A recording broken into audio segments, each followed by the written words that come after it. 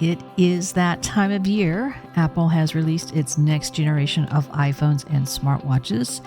And this year, Apple added to its product line the new Apple iPhone Air smartphone. The new Apple iPhone Air is the thinnest iPhone, measuring 5.62 millimeters without the camera bump on the rear. And although we are impressed with Apple's ability to design one of the slimmest smartphones on the market, what is most interesting to us are the Apple chipsets inside the iPhone Air.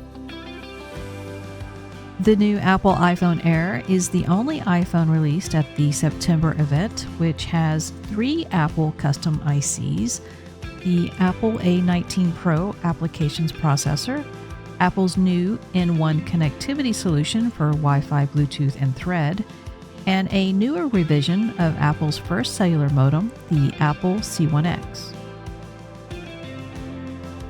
The Apple iPhone Air has the smallest battery and the lowest Qi2 fast charge rating of the recently released iPhones.